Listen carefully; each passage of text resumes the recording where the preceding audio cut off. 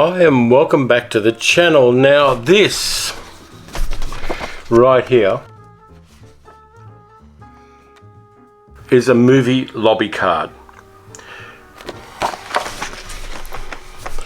Lobby cards were created in about 1908 and they sat in little boxes outside cinemas to advertise the movies that were showing at the time and the movies that were going to be showing soon.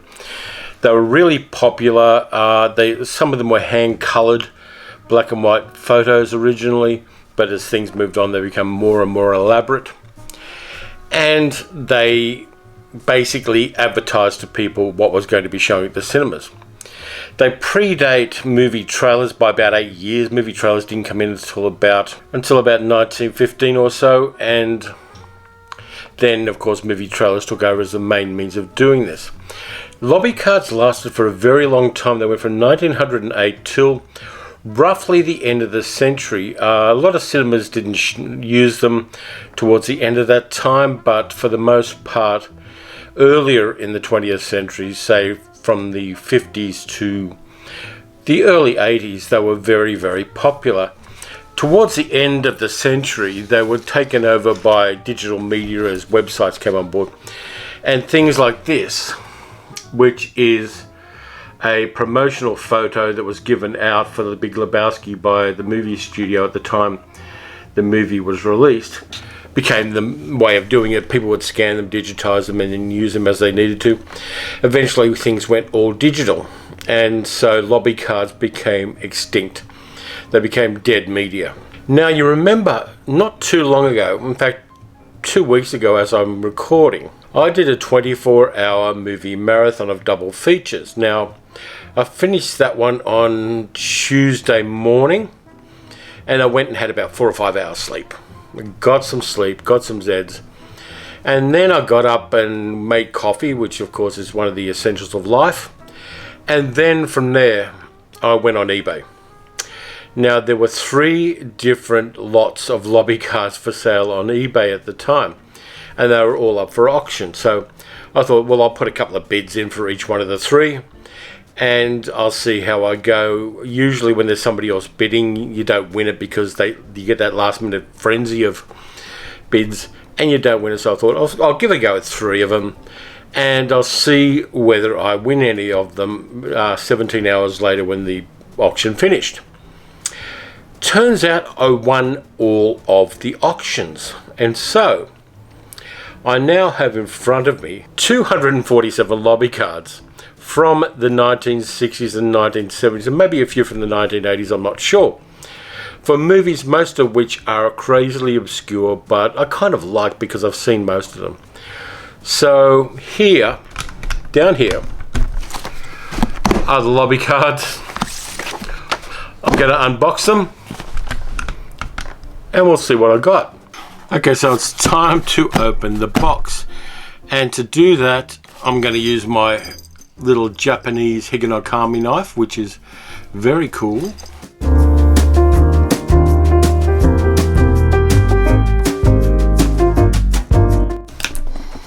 And here's the box within the box, which I have to slice all around the sides of to get the actual lobby cards out.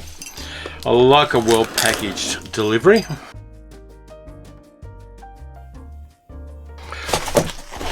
Egg cartons and lobby cards. So let's see what we've got. They're in bunches here. So I've got 3 different packages of lobby cards. So I'll just get them out of there. Get them out of here.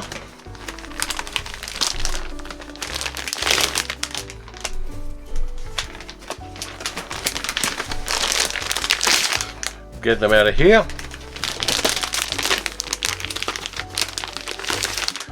And get them out of here. Again, the quality is variable, which I don't mind at all, because these things cost me maybe 30 cents each, so I'm not really going to complain. So this is the standard MGM one, the standard MGM style with the movie name and alternative names in there. And an explanation. Execution by firing squad is the next step for Tom Courtney unless he divulges spy plans to Anthony Quayle. So that's pretty much the format of a lobby card. Now, let's quickly go through them. I'm going to sort them out and see if there are any sets. And maybe I'll fast forward this bit.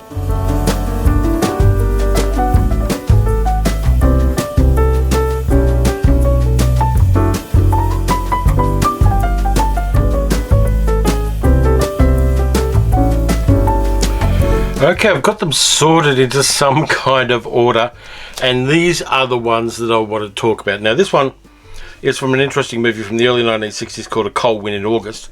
You've got to like the tag here. If you care about love, you'll talk about a teenage boy and a woman who is all allure, all tenderness, all tragedy. It's a movie about a stripper who has an affair with a teenage boy. In the early 1960s, starring Lola Albright, who's very, very good in the role. Leaving aside the subject matter and the problematic nature of it, it's a good movie. So we've got a few of these ones. There's Lola Albright's character doing her striptease routine, I assume. There's Scott Marlowe, who plays young guy with his father, played by, I think, Joe DeSantis. There's the guy and the stripper in bed. There they are in a car together. He obviously is a 20-something-year-old guy playing a teenager in this movie. Lola Albright, really underestimated actor. And there they are again.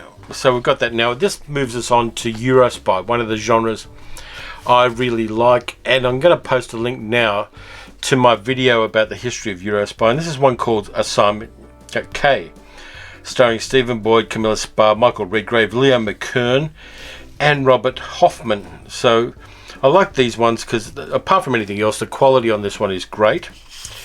And see, we've got of course you've got all the details down in this corner on this one. Filmed in the Swiss Alps, so it's got some great location shooting, romance and gunplay, all that kind of thing. These ones are in great nick, so I'm happy with these ones. Then we move on to a detective movie called PJ, starring George Peppard, who was a kind of a contract star for the studio at the time. Which studio was it? Universal. And so he did a few movies. I've got a couple of George Peppards in this one. So this is PJ, so obviously you've got somebody there. I think it's Susan St. James limbo dancing. There you got Raymond Burr and Gail Honeycutt. Gail Honeycutt and George Peppard. It's a little unusual because there's a bit of motion blur there on George Peppard, so they obviously didn't get that one quite right. There's the kind of indicating shots that they put into lobby cards to tell you what kind of movie it is. There's a duplicate of that, so I'll put the duplicate aside. There's another one of George Peppard looking ragged, and George Peppard and Gail Honeycutt again. And what do we got here? George Peppard, Gail Honeycutt, Susan St. James. Obviously not agreeing about things. And there's another duplicate there. So this moves us on to a much older one. This is from 1946, and I've got a few of the ones from this movie. Some of them aren't in the greatest condition, as you can see there, but I kind of like it. I like the style of this lobby card as well. It's very much 1940s style. Probably a bit of a film noir. I haven't looked it up, and I probably will at some stage. Dan Duryea, Ella Raines, William Bendix, so it's got a good cast there. There's Dan Duryea with Ella Raines. Obviously he's in White Tie and Tail, so it's that kind of movie. There they are doing a bit of flashlight action. There's another bit with William Bendix. Obviously he's playing the heavy because he played the heavy a lot in movies. William Bendix, Dan Duryea and Ella Raines. It looks a bit more like a comedy here, so I'm not sure whether it is a film noir or a comedy or a combination of the two. So we'll soon see, but there's another shot from it. And that moves us on to a movie called Raiders from Beneath the Sea, about which, again, I know nothing. Starring Ken Scott, Mary Anders. I don't know much about this one. It says 1965, and it's got the 65 look. There are a couple of nice lobby cards in this one, including this one, a bit of a problem with scuba tanks and scuba gear, and a couple of scuba gear wearing guys who look like they're about to rob a bank. Island Bank up there, so that looks kind of cool. I might well try to find a copy of this movie just for the fun factor. Then we move on to one of the proto-steampunk movies, The Assassination Bureau, from I think the early 1970s, starring Oliver Reed, Diana Rigg, Telly Savalas, Kurt Jurgens, Warren Mitchell, Beryl Reid, Clive Rebel. Good cast. And this one's also got the stamp that Australian cards had, because we had different censorship legislation, so they'd get a stamp to say not suitable for general exhibition. Up there, there's Oliver Reed and a woman. Diana Rigg, Oliver Reed. Diana Rigg, and by the look of it, some French gendarmes. Oliver Reed, Diana Rigg, and another lady. Diana Rigg, she was great at comedy as well as doing the dramatic roles, and of course the stuff she did in the Avengers. And I think that's Clive Rebel with, I'm not sure who that woman is, but she doesn't look bad. Then we move on to a movie called Pendulum, again with George Peppard, this time with Gene Seberger and Richard Kiley. The reason I've kind of kept this one out, by the way, Richard Kiley's wig there looking really great. The reason I put this one out is that it appears in a recent film. When you see Margot Robbie as Sharon Tate walking around near the cinemas in Once Upon a Time in Hollywood, one of the movies that she goes past is Pendulum, and I've talked about it. I've got a video where I broke down the trailer for Once Upon a Time in Hollywood, so I'll link to that here. There's George Peppard and Gene Seberg in it again, so I like those two. It's nice to get those and have that link with a more contemporary film. Here's The Moonshine Wars, an MGM film about revenuers and moonshiners back in the 1920s. It's got Richard Widmark. It says, in his white suit, Richard Widmark is preparing to watch his men dig up the whiskey in a graveyard. So we've got that. We've got Alan Alda in this one as well, which is kind of interesting. And we've got Alan Alda with Patrick McGoohan, who people remember from the Prisoner TV series. So that's kind of cool. I think this is from 1970, given that number down the bottom there. Yep, it is from 1970. This is the one lobby card that we got from an Australian film. A kind of, a drama, a slow-paced drama called Summerfield with Nick Tate, John Waters, and Elizabeth Alexander. That's got John Waters in it. It's good to get one Australian one in the slot, so kind of happy that's in there. I've watched the movie but not recently, and I remember at the time I watched it thinking it was a bit slow and turgid, but that happens. Here's an interesting one, Invitation to a Murder. This again is from the 1940s. I can't see a date, but I'll find out which date this movie was made in, and I'll put it up here. So Invitation to a Murder, I may well have a full set of these ones, but I'm not sure.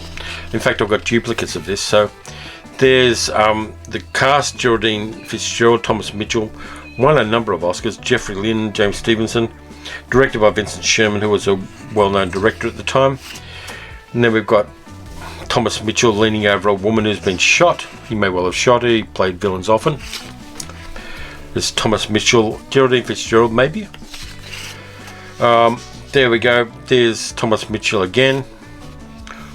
Thomas Mitchell and Geraldine Fitzgerald with a couple of character actors. Thomas Mitchell in a drugstore. And the last one is Thomas Mitchell and Geraldine Fitzgerald in obviously the ingenue male role, the guys in hospital. So I know nothing about this film, but I will find out and check it out at some stage. I'm going to have to make a list now. Roman Polanski's Macbeth. Polanski, of course, is problematic for all kinds of reasons, but it's an interesting adaptation of Macbeth with John Finch, Francesca Annis, and Martin Shaw. Screenplay by Polanski with Kenneth Tynan, who is one of the great theatre and film critics of all time. I've got a bunch of Tynan's books. Here's John Finch having a sword fight. Yul Brynner, Marlon Brando and Yul Brynner in Padme Morituri. Now, I think this is the only one I've got for this film, but I kind of like that style of artwork on the side there. And then we've got another one. These are all for the Appaloosa Western that Brando did. That, of course, is John Saxon on the other side there. It says Brando, Anjanette Comer, and John Saxon in the Appaloosa. Directed by Sidney J. Fury, who also directed the Ipcress File, which I showed you the lobby card for that right at the very start of this video. There's another one though. They've got a sticker over this one calling that, rather than the Appaloosa, Southwest to Sonora. So obviously it had a name change when it came over to Australia originally. There's another one with John Saxon, a Scorpion, and Marlon Brando in it. I'm not sure what the Y is there. If anybody knows what the sticker with the stamp with the Y on it means, let me know. There's Anjanette Comer and Marlon Brando in the clinch. Brando and John Saxon again. I like the fact that they've kind of... I'm not sure if this is a black and white movie or not, but it looks like they've kind of upped the colour in some way on these particular ones. They may well have colorized the movie. Let me just check. I'm going to check. Yep, it's from 1966, definitely in color. So there you go. And this one's a really great hidden gem of a modern western from the early 1960s. I think it's 1962. It's Kirk Douglas's Lonely Are the Brave, starring Gina Rollins, Walter Matthau's in her as well, Carol O'Connor, William Shallett. And if you haven't seen Lonely Are the Brave, you should check it out. It's a fantastic modern western. It's in black and white, but it is one of the hidden gems of the 1960s. And I've got a couple of them. There's Kirk Douglas with his horse. And I think I've got one more. They're stuck together. And there's Kirk Douglas in a jail. Is that Richard Boone in the foreground? No, I don't think it is. Might not be. But anyway, that's Lonely Are the Brave. Then we've got two of Ridley Scott's first movie. I've got two lobby cards from Ridley Scott's first movie. The Duelist, starring Keith Carradine and Harvey Keitel. There, of course, is Harvey Keitel. Yeah, so that's kind of interesting. And I've also got this one with Harvey Keitel and Keith Carradine. So these ones are in great nick. It's from 1977, the movie. But I like the quality of these ones and the fact that they do give you a bit of an idea about what the movie's about. This one is one of my favourite hidden gem westerns. This is one of the few movies that can make me cry all the time. Directed by Tom Gries, starring Charlton Heston, Joan Hackett and Donald Pleasance. It's Will Penny. I've only got two of these ones, but I'm quite pleased with them. Again, they've got the not suitable for general exhibition stamp on them. But yeah, this is the kind of the only western that can regularly make me cry. There, of course, is Lee Majors with Charlton Heston on that. Then we've got Joan Hackett and her son in the movie. Yeah, I'm kind of glad I've got a couple of Will Pennies in this one. Then we've got Ragtime. I've got two lobby cards from Ragtime. Reason I'm doing this one is James Cagney in his very last film role. So that was kind of cool to get. And there, of course, is Pat O'Brien in one of his last film roles as well. In Ragtime, the movie starred James Cagney, Brad Dourif, Mandy Patinkin, Mary Steenburgen. It was a good film, as I can recall, directed by Milos Forman. I'm really going to have to revisit Ragtime, I think. I've got one of these, but we're getting towards the ones where I don't have many of these particular movie, but the movie's got points of interest. Point Blank. If you haven't seen John Boorman's Point Blank, you should see it. It's the classic Lee Marvin movie. Lee Marvin, Angie Dickinson, Carol O'Connor. Really interesting movie from 1967. You should check that one out. I'm glad I've got a lobby card for this one now. I'm really, really pleased. This was worth what I paid for the whole lot to me. Then there's a Eurocrime movie called Grand Slam with Janet Leigh, Robert Hoffman, and Edward G. Robinson. I kind of like the artwork here again. Really cool artwork. And there's Adolfo Celli and Edward G. Robinson in it. But I like the fact that they've got a record player and a movie projector and things like that in the background. Yeah, it's just cool 1960s Eurocrime.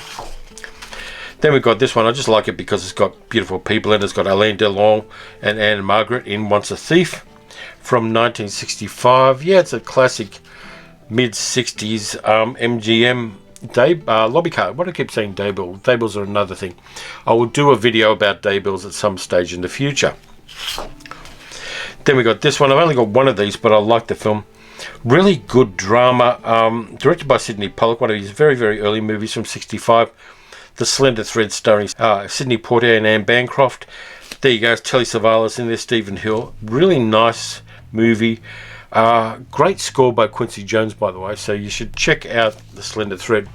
One of the things that this lobby card lot is reminding me is there are some movies I've got to revisit, and this is definitely one, The Slender Thread. I definitely have to find a copy of it and enjoy it. Then we've got The Moving Target, which was the sequel, I think. Yeah, it was, to Paul Newman's detective movie in 1965, Harper. This is the sequel. It's got Lauren Bacall, Julie Harris. I'm wrong. I'm wrong on this one.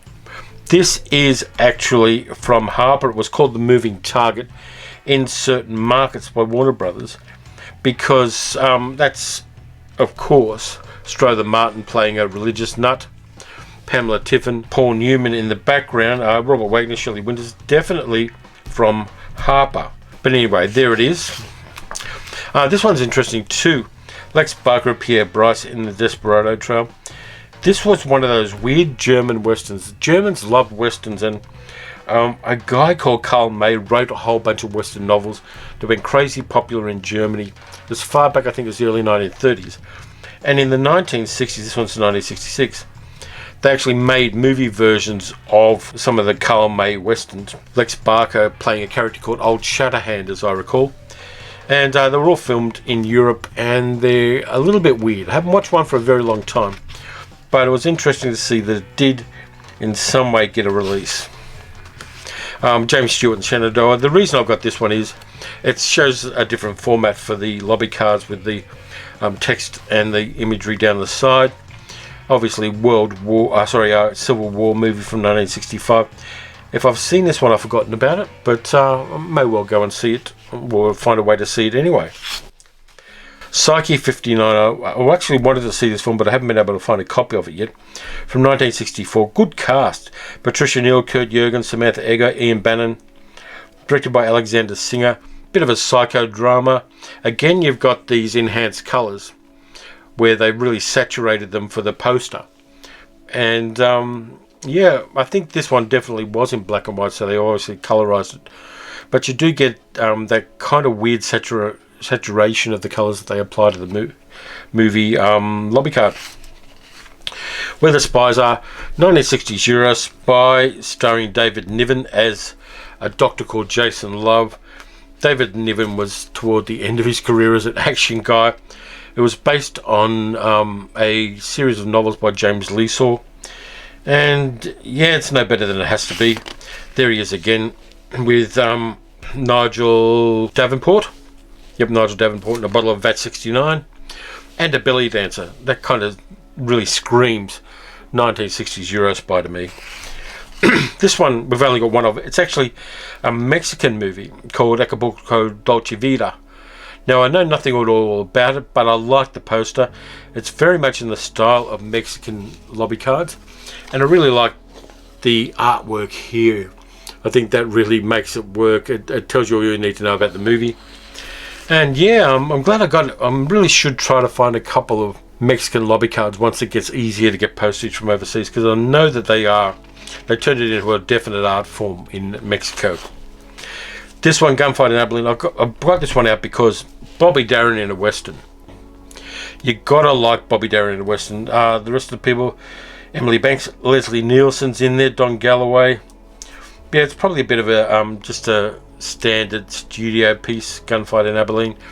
But I like Bobby Darin in a Western. Don't want to do that one or that one because they're boring. Again, here's one of the lobby cards that really is, in a sense, a movie poster. So Anthony Quinn in Guns for San Sebastian with Anjanette Coma and Charles Bronson. Directed by a French director, Henri Verneuil. I like the style of it. I like the artwork in it. It's just a cool piece of 20th century artifact.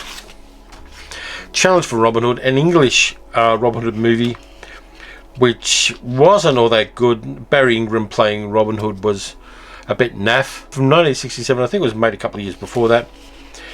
Seven Arts, a Hammer movie, so it's the only Hammer debut I got in this one is this one, and this one, of course.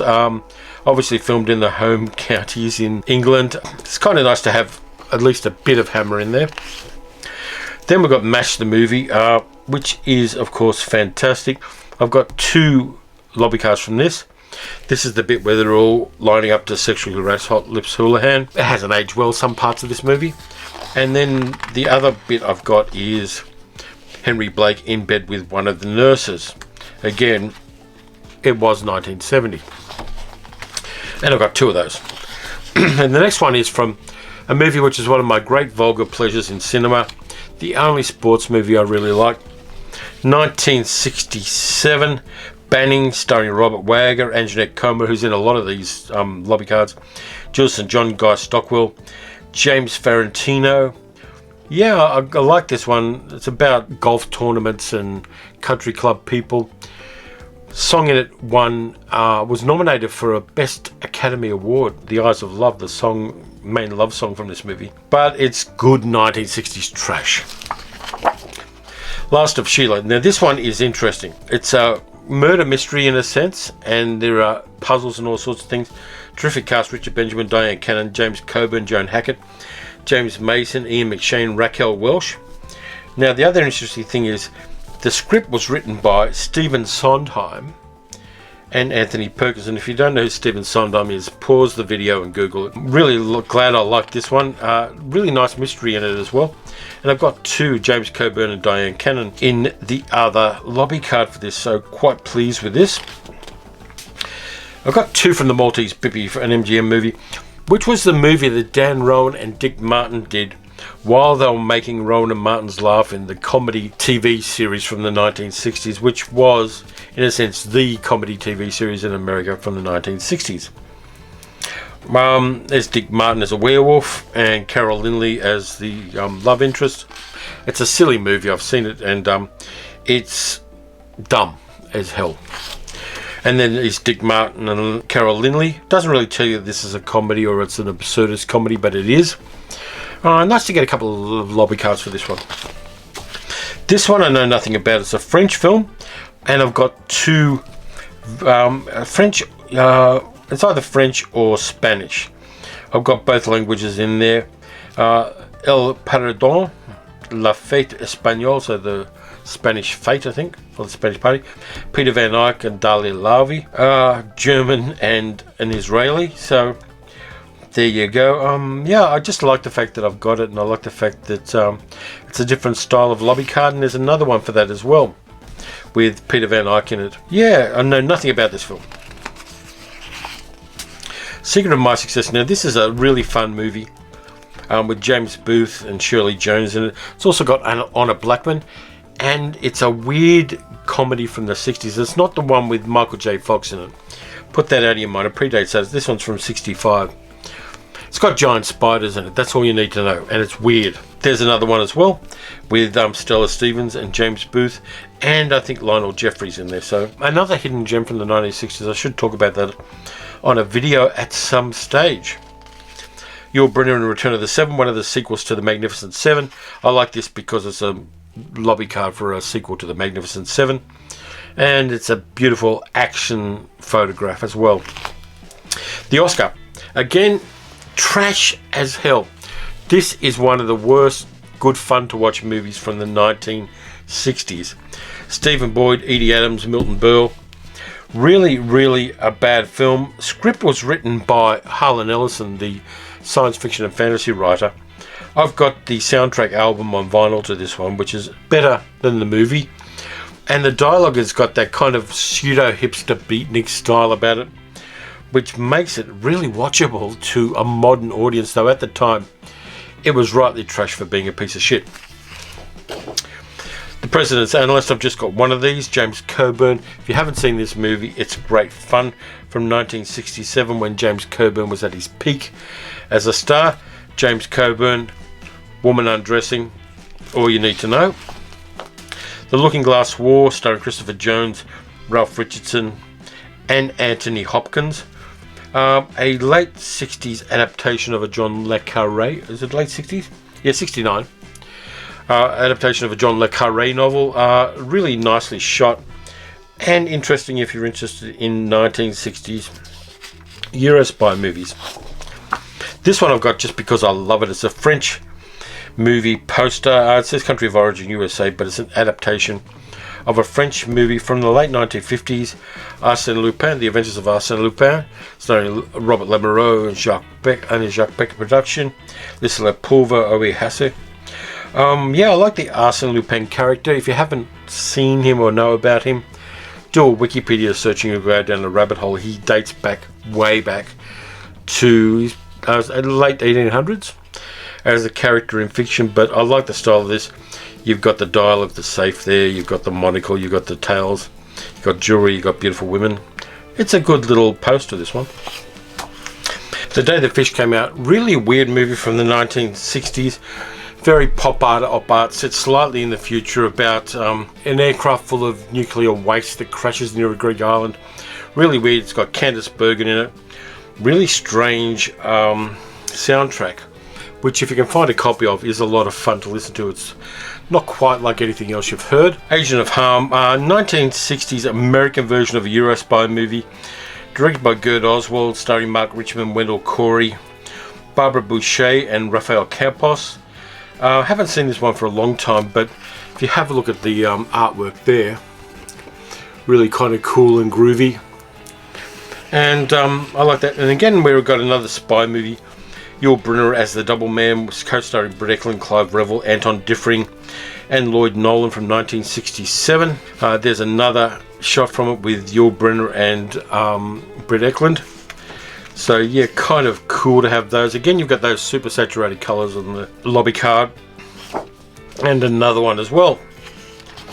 And lastly, we've got one of the worst movies of 1970, Myra Breckinridge, with John Huston, the great director John Huston, playing a cowboy guy called Buck. Now this one's kind of interesting. I only have the one lobby card of this, but if you have a very close look at John Huston's face, he does not look like a happy camper. The Mountain Men, that's a movie with from 1980, so this is one of the latest ones I've got, from 1980, starring Charlton Heston.